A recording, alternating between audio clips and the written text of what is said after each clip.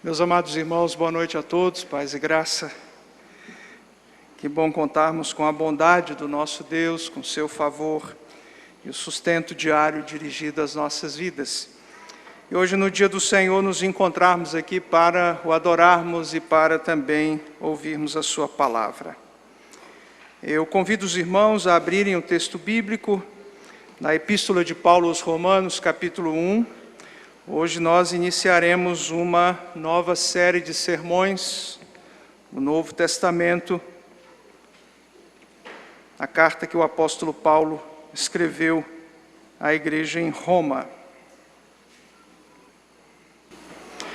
Romanos capítulo 1, do verso 1 ao verso 7, será a nossa leitura de hoje.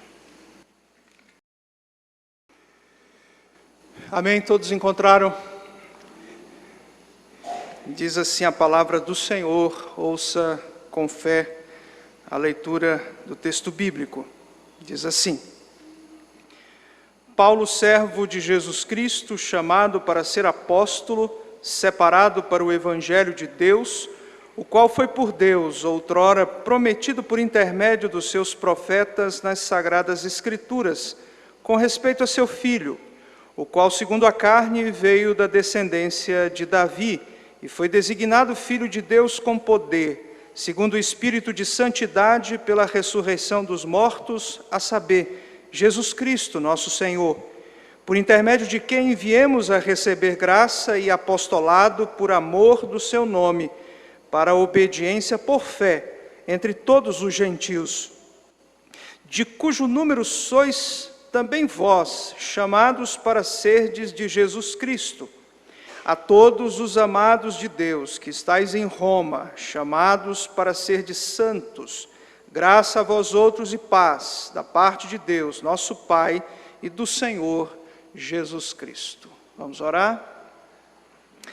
Senhor Deus, é a Tua palavra que lemos neste momento, mais uma vez, neste culto que é dirigido e prestado todo a Ti.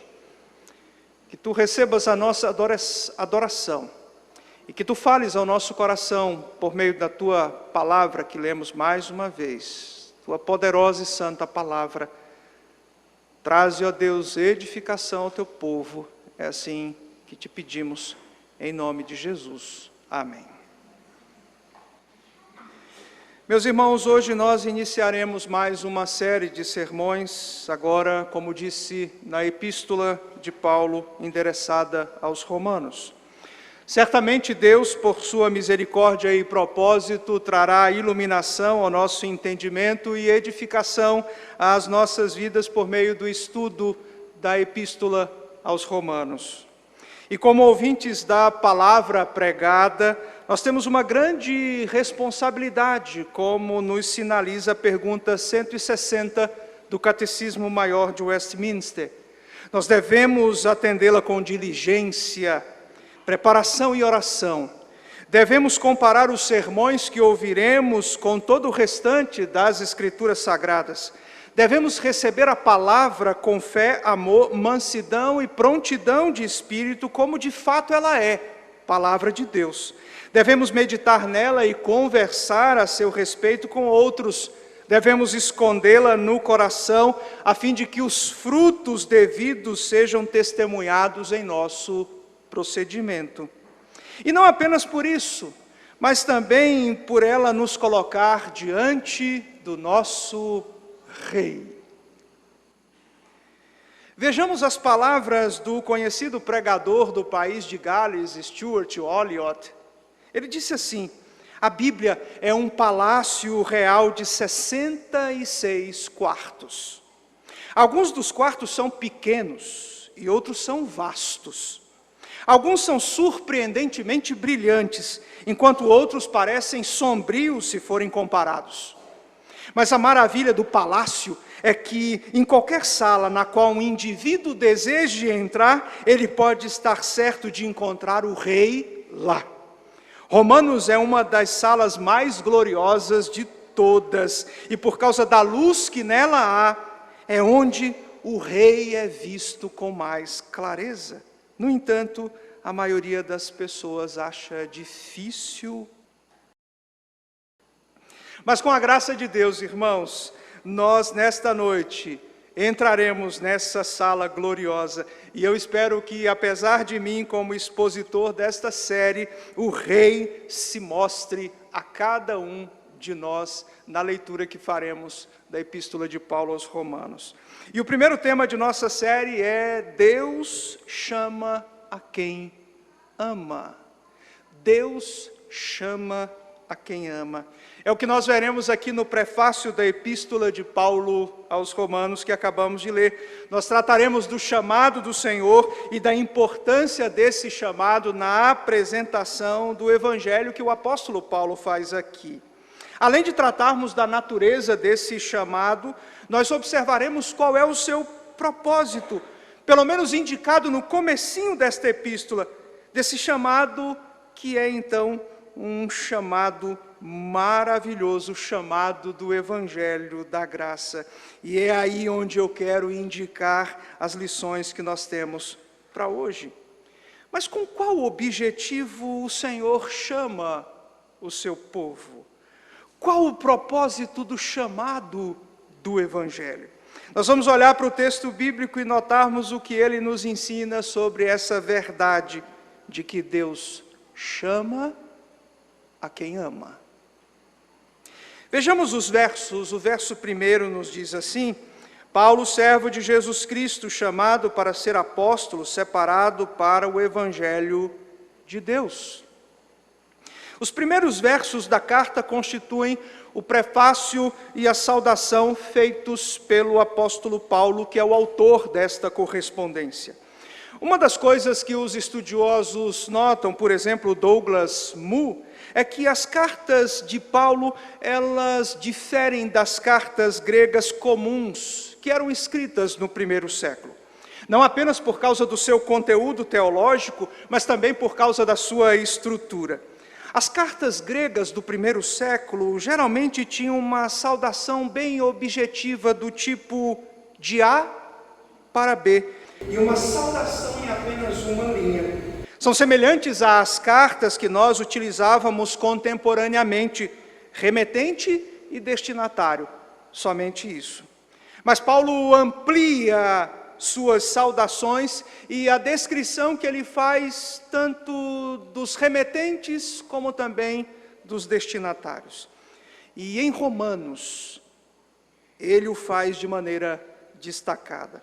É o maior prefácio que nós encontramos em todo o corpus paulinos, isto é, em todos os escritos de Paulo no Novo Testamento, esta saudação, este prefácio são os maiores. Aqui Paulo trata de sua apresentação, da igreja em Roma e da natureza do chamado do Evangelho. Paulo se apresenta como servo de Jesus Cristo. Ele é um crente, ele é alguém que tem compromisso com o Senhor e foi chamado para ser apóstolo. Ele foi separado para o Evangelho de Deus. Aqui Paulo quer dizer que a sua conversão, apresentada por meio de sua servidão a Cristo e de seu apostolado, como disse Calvino, não foi uma intrusão casual. Ademais, quando nós olhamos para a expressão seguinte, que aparece separado para o Evangelho de Deus, corrobora ainda mais que o trabalho que o apóstolo Paulo realiza é obra divina, não é dele próprio. Ele não é como os chamados apóstolos da atualidade. Não há apóstolos hoje. Os apóstolos foram testemunhas da ressurreição de Jesus, a quem o Senhor comissionou como mestres e intérpretes designados especialmente para tratar das coisas espirituais. Aqueles apóstolos, constituíam o fundamento da igreja, com uma autoridade única que ninguém mais possuiu posteriormente na história. Paulo diz que foi chamado, Deus o chamou. O que Paulo era e o que Paulo fazia, as suas credenciais vinham do chamado divino. Versículo 2: o qual foi por Deus outrora prometido por intermédio dos seus profetas nas sagradas Escrituras. O verso 2 qualifica o Evangelho de Deus. Esse Evangelho ele foi prometido outrora por intermédio dos profetas nas Sagradas Escrituras. Paulo olha para as Sagradas Escrituras que ele tinha em mãos, ou seja, o Antigo Testamento, e diz que esse Evangelho para o qual ele havia sido separado já estava prometido lá, no Antigo Testamento. O Antigo Testamento já anunciava o Evangelho, ou seja, nós vemos aqui também uma vinculação entre o Antigo Testamento e o Novo Testamento. No Novo Testamento nós encontramos muito mais luz que nos ajuda a compreender aquilo que está no Antigo Testamento.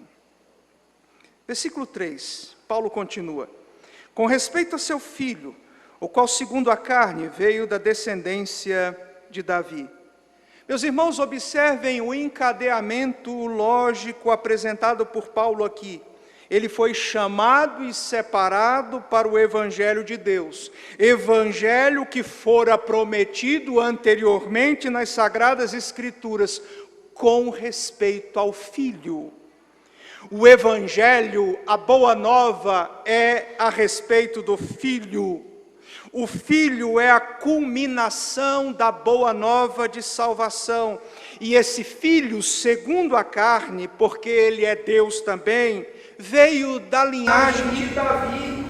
É possível, portanto, meus irmãos, verificar como Deus concretizou os seus propósitos quando nós olhamos para a história do povo de Deus, pelo modo como o Senhor então conduziu tudo, cumprindo aquela promessa feita à casa de Davi. Mas vejam ainda o verso número 4. E foi designado Filho de Deus, com poder, segundo o Espírito de santidade, pela ressurreição dos mortos, a saber, Jesus Cristo, nosso Senhor. Seguindo a lógica, então, do texto que nós percebemos em nossa leitura, o Messias ele foi designado Filho de Deus com poder, segundo o Espírito de santidade pela ressurreição dos mortos, ou seja, o Filho de Deus é Jesus Cristo, nosso Senhor.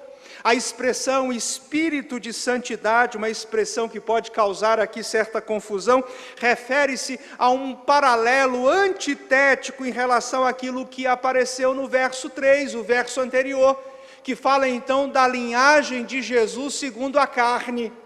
Agora não, Jesus segundo a carne, seguindo a linhagem de Davi. Isso é algo espetacular quando nós olhamos para toda a história da salvação, mas não é a história toda. Jesus, segundo aquela antiga fórmula atanasiana de que ele é o ero homo et o ero Deus, verdadeiramente homem e verdadeiramente Deus, ele é 100% homem, mas também é 100% Deus. Ele é a concretização mesmo das promessas do Antigo Testamento. Ele é o segundo Adão, ele é o Deus encarnado que há de cumprir a vontade do Pai. A sua santidade será incorruptível, ela nos garantirá a justificação. Ele não vai falhar como falhou o primeiro Adão. Cristo é então o fundamento do Evangelho, da Boa Nova de salvação. Vejamos, irmãos, como o apóstolo Paulo está apresentando o Evangelho. O que é o Evangelho? Isso nos faz pensar sobre se de fato o Evangelho que está sendo pregado por aí, de fato o é. Boa parte do Evangelho que se tem pregado, na verdade, não se relaciona com aquilo que o apóstolo Paulo está apresentando aqui como Evangelho. Vejamos o verso seguinte, 5. Por intermédio de quem viemos a receber graça e apostolado por amor do seu nome, para obediência por fé entre todos os gentios. Vejam a sequência. O servo que é chamado, separado para o Evangelho, Evangelho que foi prometido por Deus antigamente, por meio dos profetas, revelado nas Escrituras Sagradas do Antigo Testamento, que diz respeito a Jesus, da linhagem de Davi, segundo a carne, mas que segundo o Espírito de santidade foi designado Filho de Deus, pois Ele é divino, o Senhor Jesus Cristo, e é por isso que por intermédio dele Paulo recebeu a graça e o apostolado. Paulo ainda diz no verso 5 que nós recebemos a graça por amor do seu nome, para a obediência por fé, e isso ocorreu entre todos os gentios. Deus resolveu chamar o seu povo de entre todos os gentios. Não é competência ou performance nossa, é escolha do Senhor, é chamado do Senhor. Daí seguimos para o verso 6, que nos diz: de cujo número sois também vós, chamados para serdes de Jesus Cristo. Daí Paulo agora inclui os irmãos romanos, desses que foram selecionados por Deus. Vocês, irmãos romanos, fazem parte, vocês foram chamados para serem de Jesus Cristo. Tudo aquilo que Paulo partilhava e que está relatado aqui nos versos anteriores, os romanos se faziam partícipes, só não eram apóstolos como Paulo, no sentido estrito do termo, mas eram servos, chamados, alcançados pela graça, objetos do amor do Senhor, propriedades de Jesus. Mas quem são esses irmãos que foram chamados também, e que Paulo os menciona aqui? A igreja em Roma, ela não foi fundada pelo apóstolo Paulo. Há uma série de especulações sobre quem então fundou esta igreja para a qual o apóstolo agora dirige essa correspondência. Provavelmente, os fundadores desta igreja em Roma foram cristãos comuns, pessoas que conheceram a Cristo Jesus e então, impulsionados pela providência divina, iniciaram esse trabalho. Como o intento de Paulo em visitar a igreja romana não se concretizava, ele resolveu transmitir o seu ensino àquela amada igreja por intermédio de uma correspondência. Então, os irmãos romanos são os destinatários da correspondência paulina que estamos agora lendo aqui. E Paulo quer qualificar esses irmãos, não apenas colocá-los como simples destinatários. Aí vejamos o que ele nos diz no verso número 7. A todos os amados de Deus que estáis em Roma, chamados para serdes santos, graça a vós outros e paz da parte de Deus, nosso Pai, e do Senhor Jesus Cristo. Vejam que os irmãos romanos mencionados pelo apóstolo Paulo aqui são amados por Deus. Eles foram chamados para serem santos. É a esses irmãos que Paulo endereça a correspondência e sua saudação costumeira. Eles são amados por Deus, e a quem Deus ama, Ele chama. Paulo não esteve lá entre os irmãos romanos.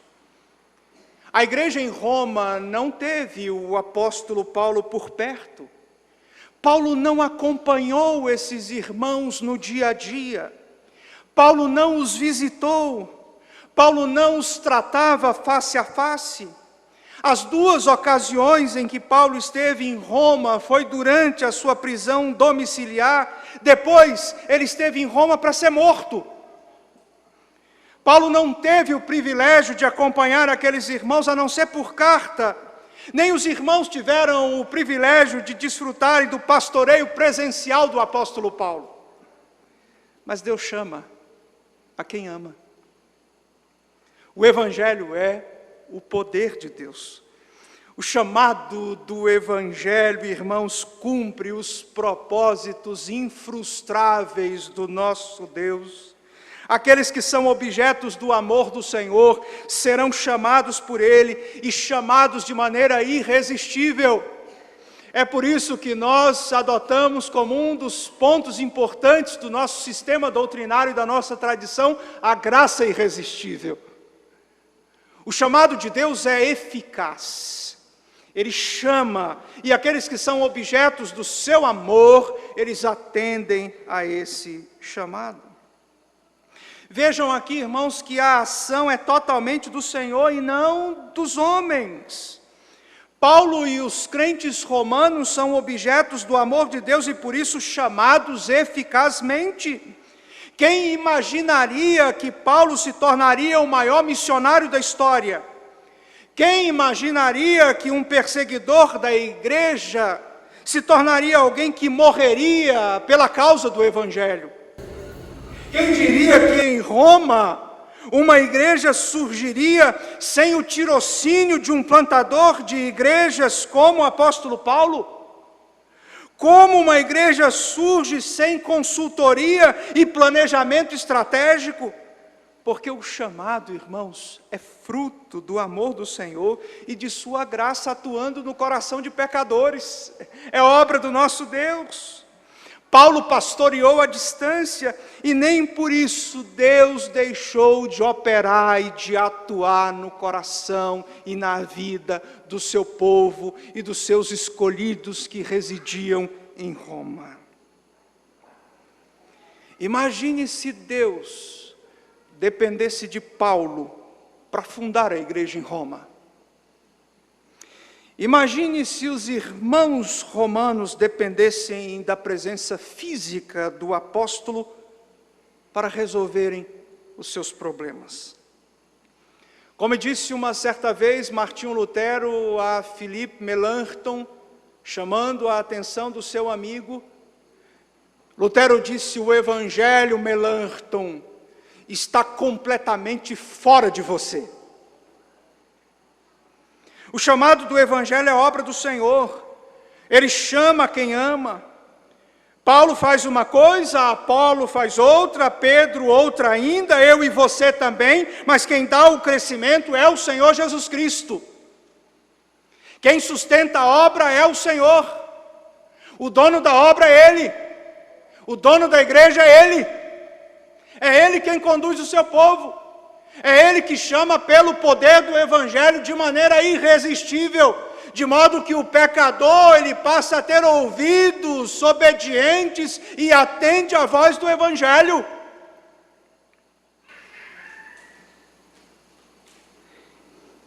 Evangelho, irmão, significa isso. Evangelho é obra do Senhor. Não é o que nós fazemos para o Senhor. É o que Ele já fez por nós. A boa notícia é o que Jesus já fez por nós. Deus não dependeu do apóstolo Paulo, do maior missionário de todos os tempos, para fundar a igreja em Roma. Assim como Ele não depende de nós para chamar os seus escolhidos. Ele chama a quem ama. Você acha mesmo que Deus está com o pires na mão, dependendo da nossa atuação para que a igreja dele avance? Você acha que Deus vai perder alguém por causa da nossa negligência? Você acha mesmo que o jovem fulano de tal está longe da igreja porque não existe uma programação legal no sábado? Você acha que fulano de tal não está mais na igreja porque ficou chateado com alguma coisa que ocorreu e nunca mais essa pessoa quis saber do Evangelho? É isso mesmo. Quem Deus ama, Ele chama eficazmente. Não é porque falaram algo a alguma pessoa que apareceu na igreja e essa pessoa não gostou, ou porque naquele dia não foi o pastor que pregou, ou porque não houve uma comemoração disso ou daquilo, que a pessoa se decepcionou com o Evangelho. Deus não perderá nenhum sequer. Nenhum. Lembram-se do quinto selo, em Apocalipse capítulo 6, do verso 9 ao 11, quando o quinto selo é aberto, João nos diz assim: quando ele abriu o quinto selo, vi debaixo do altar as almas daqueles que tinham sido mortos por causa da palavra de Deus e por causa do testemunho que sustentavam. Clamaram em grande voz, dizendo: até quando, ó soberano Senhor, santo e verdadeiro, não julgas nem vingas o nosso sangue dos que habitam sobre a terra? Então a cada um deles foi dada uma vestidura branca, e lhes disseram que repousassem ainda por um tempo, até que também se completasse o número dos seus conservos e seus irmãos, que seriam mortos igualmente eles foram. Meus amados irmãos, Deus não perderá nenhum, nós não vamos atrapalhar o chamado do Evangelho. Esse chamado é eficaz. Chamou Paulo, chamou a igreja em Roma, chamou a todos nós aqui, chamará ainda aqueles que haverão de vir. Ninguém vai atrapalhar isso. É claro que nós vamos responder pela nossa negligência, mas até mesmo a nossa irresponsabilidade, a nossa timidez, a nossa fraqueza, a nossa falta de inteligência vai atrapalhar o chamado eficaz do Senhor. A nossa confissão de fé nos diz que neste chamado, o homem é inteiramente passivo, até que vivificado e renovado pelo Espírito Santo fica habilitado a corresponder a ela e a receber a graça nela oferecida e comunicada. Deste modo, irmãos, nós podemos entender que o chamado do Evangelho é uma obra inteiramente do Senhor, exclusivamente do Senhor. Ele chama a quem Ele ama. O chamado dele é eficaz. E Paulo então começa a apresentar aquilo que vai ser abordado em toda a carta escrita à igreja em Roma, sobre o Evangelho. E ele inicia já falando sobre o Evangelho, e tratando então do chamado do Evangelho. Deste modo, nós podemos aplicar à nossa vida o ensino deste prefácio, entendendo que Deus chama a quem ama. Mas com qual propósito? Primeiro, Deus chama para o trabalho. Depois de chamados eficazmente pelo Senhor, nós somos habilitados a corresponder a esse chamado. Nós atendemos a voz do Senhor e realizamos a obra para a qual nós somos chamados. Paulo foi chamado para pregar o Evangelho, versículo 1. O Senhor nos chamou também para anunciarmos o Evangelho que nos chamou. A boa nova que nos atraiu, agora nós a anunciamos.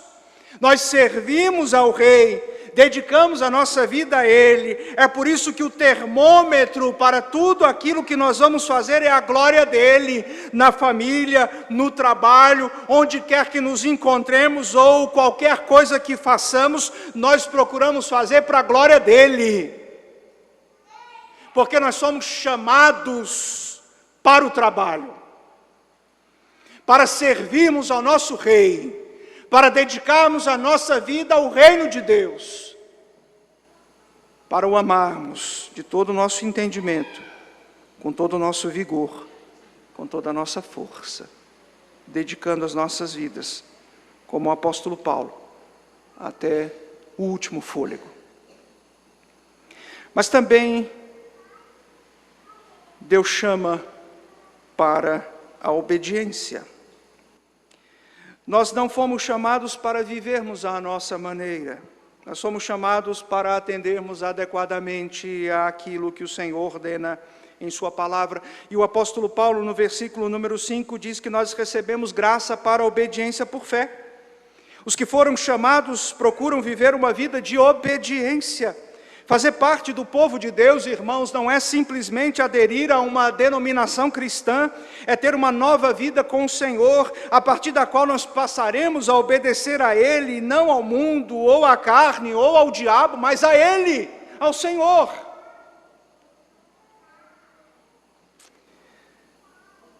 Deus nos chama não apenas para o trabalho, não apenas para a obediência, mas também para a santidade.